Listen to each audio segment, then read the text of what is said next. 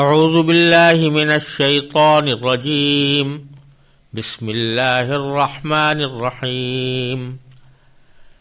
وَإِذِ ابْتَلَىٰ إِبْرَاهِيمَ رَبُّهُ بِكَلِمَاتٍ فَأَتَمَّهُنَّ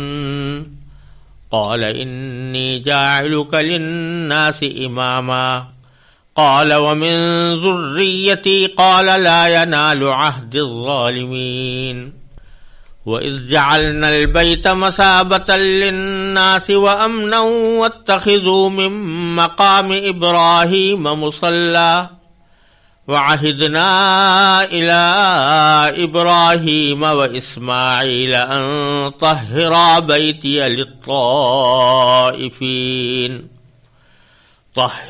بَيْتِيَ لِلطَّائِفِينَ وَالْعَاكِفِينَ وَالرُّكَّعِ السُّجُودِ وَإِذْ قَالَ إِبْرَاهِيمُ رَبِّ اجْعَلْ هَٰذَا بَلَدًا آمِنًا وَارْزُقْ أَهْلَهُ مِنَ الثَّمَرَاتِ مَنْ آمَنَ مِنْهُم بِاللَّهِ وَالْيَوْمِ الْآخِرِ قَالَ وَمَن كَفَرَ فَأُمَتِّعُهُ قَلِيلًا ثُمَّ أَضْطَرُّهُ إِلَىٰ عَذَابِ النَّارِ وَبِئْسَ الْمَصِيرُ وَإِذْ يَرْفَعُ إِبْرَاهِيمُ الْقَوَاعِدَ مِنَ الْبَيْتِ وَإِسْمَاعِيلُ رَبَّنَا تَقَبَّلْ مِنَّا إِنَّكَ أَنتَ السَّمِيعُ الْعَلِيمُ رَبَّنَا وَاجْعَلْنَا مُسْلِمَيْنِ لَكَ وَمِن ذُرِّيَّتِنَا أُمَّةً مُّسْلِمَةً لَكَ وَأَرِنَا مَنَاسِكَنَا وَتُبْ عَلَيْنَا إِنَّكَ أَنتَ التَّوَّابُ الرَّحِيمُ رَبَّنَا وَابْعَثْ فِيهِمْ رَسُولًا مِّنْهُمْ يَتْلُو عَلَيْهِمْ آيَاتِكَ وَيُعَلِّمُهُمُ الْكِتَابَ وَالْحِكْمَةَ وَيُزَكِّيهِمْ إِنَّكَ أَنتَ الْعَزِيزُ الْحَكِيمُ۔ اور وہ وقت یاد کرو جب ابراہیم کو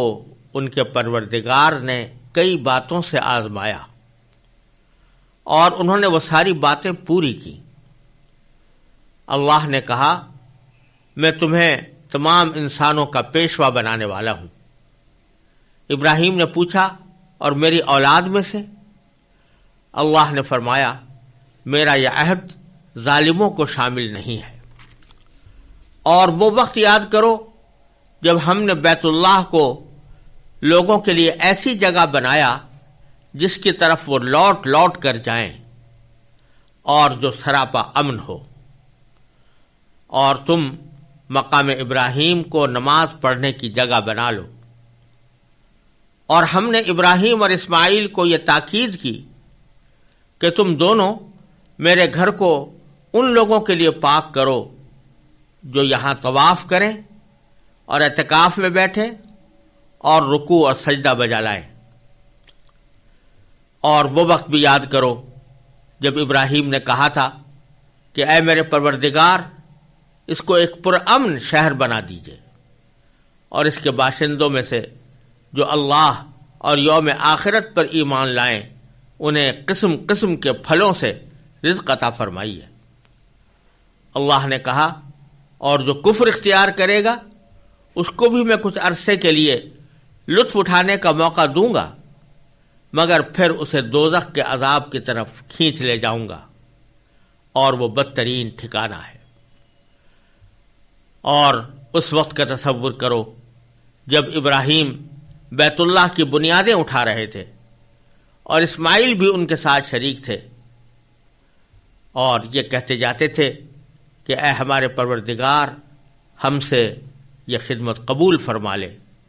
بے شک تو اور صرف تو ہی ہر ایک کی سننے والا، ہر ایک کو جاننے والا ہے۔ اے ہمارے پروردگار ہم دونوں کو اپنا مکمل فرما بردار بنا لے، اور ہماری نسل سے بھی ایسی امت پیدا کر جو تیری پوری تابع دار ہو، اور ہم کو ہماری عبادتوں کے طریقے سکھا دے اور ہماری توبہ قبول فرما لے، بے شک تو اور صرف تو ہی معاف کر دینے کا خوگر بڑی رحمت کا مالک ہے۔ اور ہمارے پروردگار ان میں ایک ایسا رسول بھی بھیجنا جو انہی میں سے ہو، جو ان کے سامنے تیری آیتوں کی تلاوت کرے، انہیں کتاب اور حکمت کی تعلیم دے اور ان کو پاکیزہ بنائے۔ بے شک تیری اور صرف تیری ذات وہ ہے جس کا اقتدار بھی کامل ہے، جس کی حکمت بھی کامل ہے۔ ان آیات کریمہ میں اللہ تبارک و تعالی نے سب سے پہلے تو حضرت ابراہیم علیہ السلام کی قربانیوں کا ذکر فرمایا ہے کہ اللہ تبارک و تعالی نے ان کی کس کس طرح آزمائش کی اور کس طرح وہ آزمائشوں میں پورے اترے، اور اس کے بعد پھر ان کا ایک عظیم کارنامہ جو بیت اللہ شریف کی اثر نو تعمیر کی شکل میں سامنے آیا، اس کا اللہ تبارک و تعالی نے بڑے مؤثر انداز میں ذکر فرمایا ہے۔ سب سے پہلے یہ فرمایا کہ وَإِذِ ابْتَلَىٰ إِبْرَاهِيمَ رَبُّهُ بِكَلِمَاتٍ فَأَتَمَّهُنَّ، یعنی وہ وقت یاد کرو جب ابراہیم علیہ السلام کی ان کے پروردگار نے آزمائش کی تھی کچھ باتوں کے ذریعے، اور پھر اس کا نتیجہ یہ بتایا کہ فَأَتَمَّهُنَّ، یعنی حضرت ابراہیم علیہ السلام نے ان ساری باتوں کو پورا کر دکھایا۔ پہلی بات تو یہاں یہ سمجھنے کی ہے کہ اس آزمائش کا مقصد کیا تھا۔ ظاہر بات ہے کہ حضرت ابراہیم علیہ السلام کے پیدا کرنے والے اللہ تبارک و تعالی ہی تھے، اور امتحان کا عام طور پر مقصد یہ ہوا کرتا ہے کہ کسی شخص کے بارے میں اس کی قابلیت کا علم نہیں ہے تو اس کا علم حاصل کرنے کے لیے اس کا امتحان لیا جاتا ہے یا اس کو آزمائش میں مبتلا کیا جاتا ہے۔ ظاہر ہے کہ حضرت ابراہیم علیہ السلام کے بارے میں اللہ تبارک و تعالیٰ کو پورا علم تھا، اللہ تبارک و تعالیٰ نے ہی ان کو پیغمبری کے لیے منتخب فرمایا تھا، پھر ان کی آزمائش کا مطلب کیا؟ تو اس سوال کا جواب خود اللہ تبارک و تعالیٰ نے اسی جملے میں یہ دیا ہے کہ آزمائش کرنے والا کون تھا؟ ربہ، ان کا رب، ان کا پروردگار۔ اور یہاں اللہ تبارک و تعالیٰ نے اپنا براہ راست نام اللہ کا نام لینے کے بجائے رب کا لفظ استعمال فرمایا، اور اس سے اشارہ اس طرف فرمایا گیا کہ رب کہتے ہیں اس ذات کو جو کسی کی تربیت کرے، جو کسی کو پالے پوسے اور اس کی تربیت کرے۔ تو یہاں ربہ کا لفظ استعمال کر کے اللہ تبارک و تعالیٰ نے یہ واضح فرما دیا کہ ابراہیم علیہ السلام کو جو ان آزمائشوں سے گزارا گیا وہ در حقیقت ان کی تربیت کا ایک حصہ تھا۔ ان کو اللہ تبارک و تعالیٰ ایک اعلیٰ مقام تک پہنچانے کے لیے ان کی تربیت فرما رہے تھے، اور ان تربیتوں کا ایک حصہ وہ آزمائشیں تھیں جن میں ان کو ڈالا گیا۔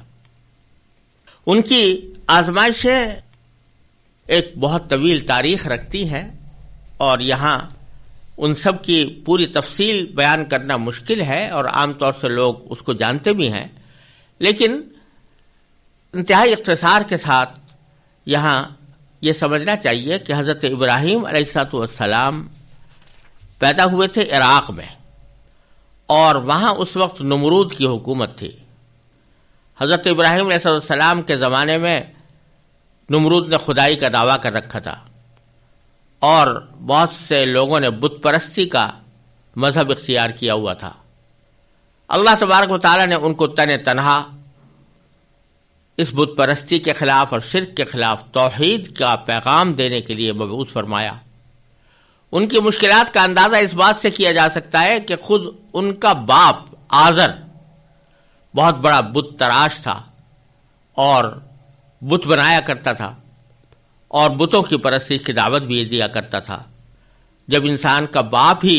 اس کا مخالف ہو گھر کے اندر، اور مخالف ہی نہیں بڑا دشمن، جس کی کچھ تفصیل اللہ تبارک و تعالیٰ نے قرآن کریم میں مختلف جگہوں پر بیان فرمائی ہے، تو اس شخص کی مشکلات کا اندازہ کیا جا سکتا ہے۔ پھر اللہ تبارک و تعالی نے حضرت ابراہیم علیہ السلام کو اس آزمائش سے بھی دوچار کیا کہ نمرود نے ان کو ان کی توحید کے پیغام کے جواب میں آگ میں ڈالنے کا حکم دیا، ان کو آگ میں باقاعدہ ڈالا گیا، لیکن اللہ تبارک و تعالی نے اس آگ کو حضرت ابراہیم علیہ السلام کے لیے ٹھنڈا کر دیا، سلامتی کا ذریعہ بنا دیا، اور حضرت ابراہیم علیہ السلام اس سے عافیت کے ساتھ باہر آ گئے۔ لیکن اپنی طرف سے انہوں نے اپنے آپ کو آگ میں ڈالنے کی آزمائش سے اپنے آپ کو ہچکچانے سے بھی باز رکھا اور بلا تأمل آگ میں کود گئے۔ اس کے بعد اللہ تبارک و تعالی نے ان کو وطن چھوڑ کر ملک شام کی طرف ہجرت کرنے کا حکم دیا، وہاں چلے گئے۔ ابھی کچھ عرصے وہاں ٹھہرے تھے کہ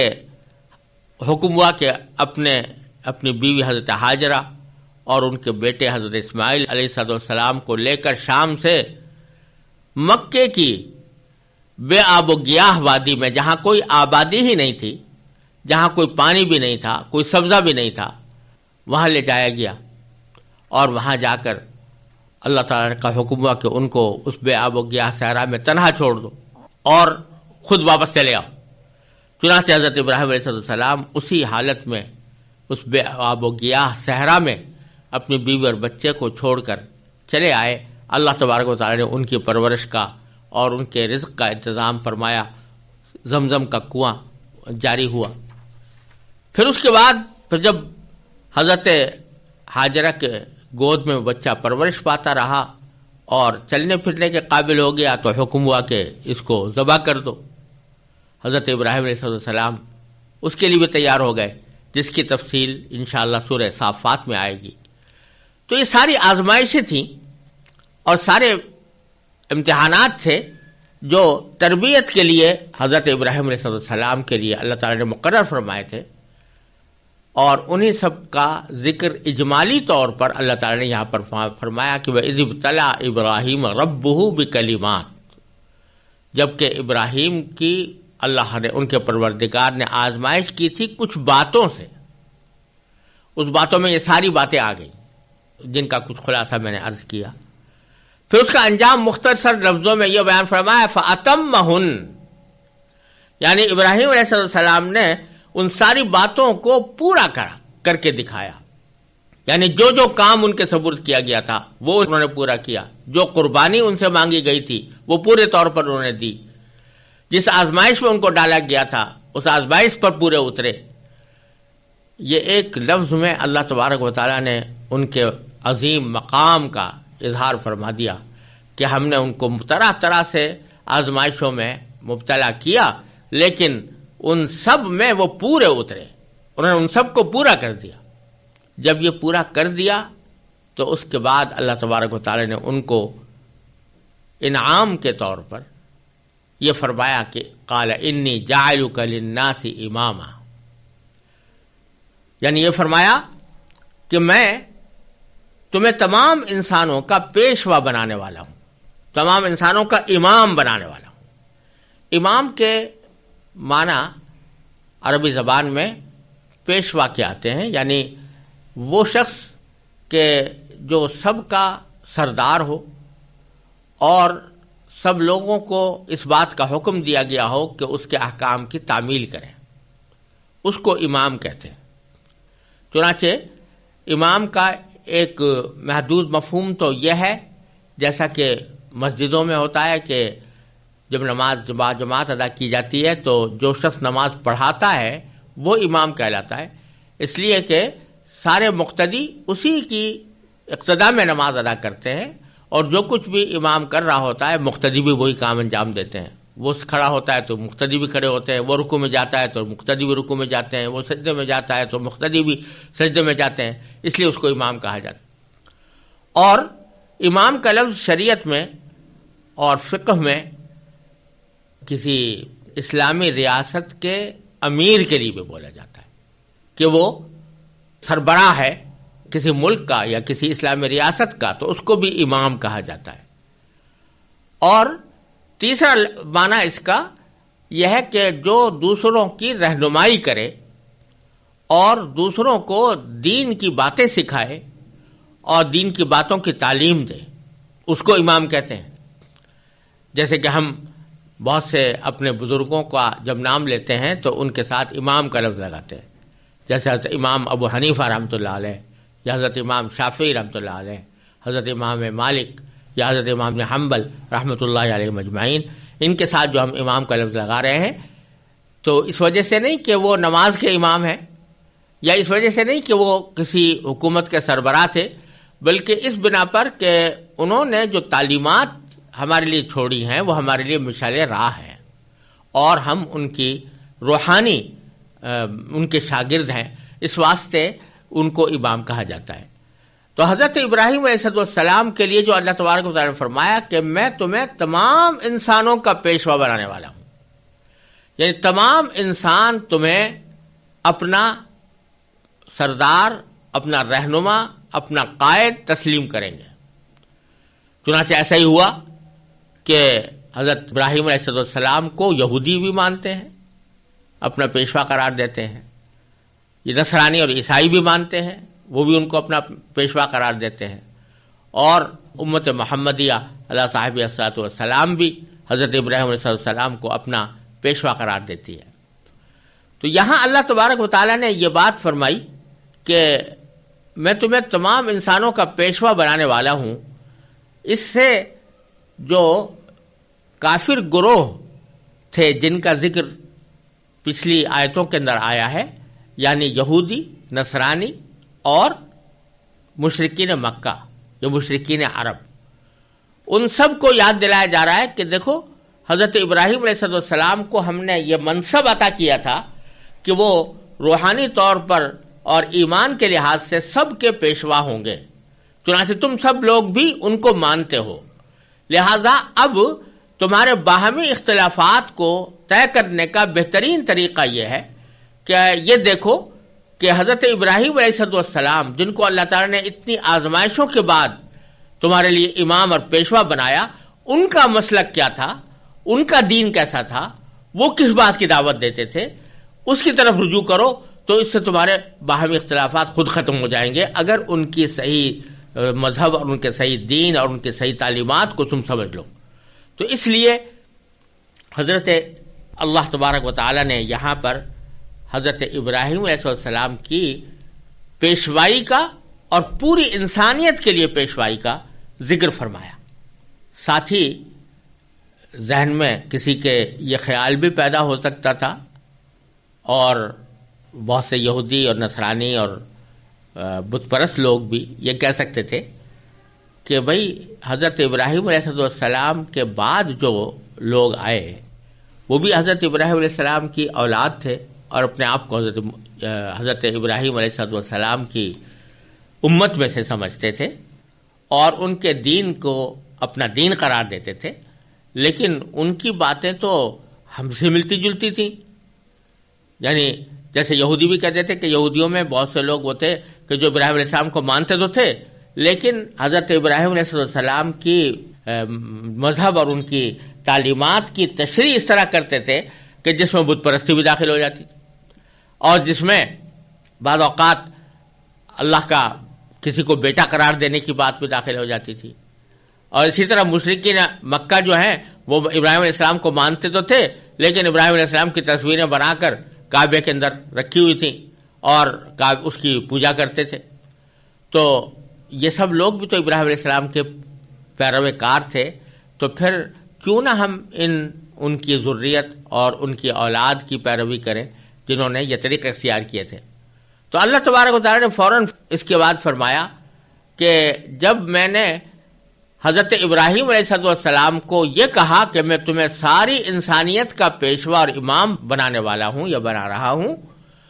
تو اسی وقت حضرت ابراہیم علیہ السلام نے پوچھا تھا کہ قال ومن ذریتی،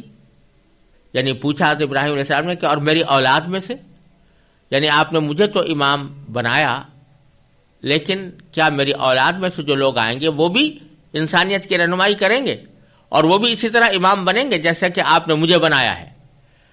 تو اللہ تعالیٰ نے جواب میں فرمایا لا ینال عہد الظالمین، کہ میرا یہ عہد ظالموں کو شامل نہیں ہے. یعنی محض اس بنا پر کہ کچھ لوگ تمہاری ذریت میں سے ہیں، یہ تمہاری اولاد میں سے ہیں، یہ تمہارے خاندان سے تعلق رکھتے ہیں، محض اس بنا پر ان کو امامت کا منصب نہیں دیا جائے گا. ان میں سے جو لوگ ظالم ہوں گے، ظالم ہونے کے معنی یہ کہ جو اللہ تبارک و تعالیٰ کے حقوق ادا نہ کرے یا بندوں کے حقوق ادا نہ کریں. ظلم اسی کو کہتے ہیں کہ کسی کی حق تلفی کی جائے. تو اللہ تعالیٰ کی سب سے بڑی حق تلفی یہ ہے کہ اس کے ساتھ کسی کو شریک ٹھہرایا جائے. اسی لیے قرآن کریم میں فرمایا کہ ان الشرک لظلم عظیم، کہ شرک سب سے بڑا ظلم ہے. تو جو لوگ مشرک ہو جائیں گے یا کسی اور طرح ظالم ہوں گے، ان کو یہ امامت کا منصب نہیں دیا جا سکتا، اور اس امامت کے منصب کے وہ اہل بھی نہیں ہوں گے. لہذا اگر پیروی کرنی ہے تو براہ راست ابراہیم علیہ السلام کی پیروی کرنی ہوگی. ان کی اولاد میں جو لوگ گمراہ ہو گئے، ان کی اولاد میں جن لوگوں نے ابراہیم علیہ السلام کا اصل مذہب چھوڑ دیا، تو ان لوگوں کی پیروی نہیں کرنی، کیونکہ ہم نے پہلے ہی کہہ دیا تھا کہ یہ میرا عہد ظالموں کو شامل نہیں ہے. یہ تو اس آیت کا سیاق و سباق کے پس منظر میں اس کا مطلب ہے. لیکن قرآن کریم کی ایک معجزانہ خصوصیت یہ ہے کہ وہ جب کسی سیاق و سباق میں کوئی بات کر رہا ہوتا ہے تو اسی میں کچھ اصول اشارے کے طور پر لوگوں کے لیے چھوڑتا ہے کہ اس سے وہ خود اس کا مطلب نکال سکے اور احکام مستنبط کر سکے. چنانچہ اسی آیت سے یہ بات نکالی گئی ہے جو کسی بھی اسلامی ریاست کی دستور کی سب سے اہم دفعہ کہلانی چاہیے. وہ یہ کہ امامت کا جو منصب ہے وہ کسی بھی ایسے شخص کو نہیں دیا جا سکتا جو ظالم ہو. اب ظالم ہونے کے اندر سب سے بڑا ظلم، جیسا میں نے عرض کیا، یہ ہے کہ مشرک ہو، اور اگر مشرک نہ ہو تو کم از کم اگر فرض کرو کہ وہ حقوق العباد پامال کرتا ہے یا دوسرے حقوق اللہ کو پامال کرتا ہے، وہ اس بات کا اہل نہیں ہے کہ اس کو امام بنایا جائے. اور امام تینوں معنی میں، یعنی نہ وہ اس لائق ہے کہ اس کو نماز میں امام بنایا جائے، نہ وہ اس لائق ہے کہ اس کو کسی ریاست کا سربراہ بنایا جائے، نہ وہ اس لائق ہے کہ وہ روحانی پیشوا کہلائے یا لوگوں کی دینی رہنمائی کرے. تو اس نے یہ بات بتا دی کہ جب کوئی شخص یا تو مشرک ہو یا بدعمل ہو، یعنی اللہ تبارک و تعالیٰ اور اللہ کے رسول صلی اللہ علیہ وسلم کے احکام پر عمل نہ کرتا ہو، تو ایسے شخص کو اپنے اختیار سے نہ امام بنانا چاہیے نماز میں، نہ اس کو اپنے اختیار سے کسی مملکت کا سربراہ بنانا چاہیے، اور نہ اس کو اپنا دینی پیشوا اور روحانی پیشوا سمجھنا چاہیے، چاہے وہ کتنے ہی بڑے مقدس انسان کی اولاد ہو. اس واسطے کہ باپ کا معاملہ اس کے ساتھ ہے اور اولاد کا معاملہ اس کے ساتھ ہے. اگر ایک باپ بہت مقدس ہے لیکن اولاد اس کی ناخلف ہے، تو اس ناخلف اولاد کو وہ مقام نہیں دیا جا سکتا جو اللہ تعالیٰ نے باپ کو عطا فرمایا تھا. یہ ایک اہم نقطہ اس آیت کریمہ نے واضح کر دیا ہے، اور اس سے یہ بات بھی واضح ہو گئی کہ اہمیت اسلام میں کسی شخص کے نسب کی نہیں ہے کہ فلاں نسب سے تعلق رکھتا ہے، فلاں کا بیٹا ہے، بلکہ اصل اہمیت اس کے اپنے عقیدے اور اس کے اپنے عمل اور اس کے کردار کی ہے. وہ اگر اچھا ہے تو بے شک اس کو کوئی مناسب منصب دیا جا سکتا ہے، لیکن اگر وہ اس معاملے میں کوتاہ ہے تو پھر اس کو ان میں سے کوئی منصب دینے کا کوئی جواز نہیں ہے.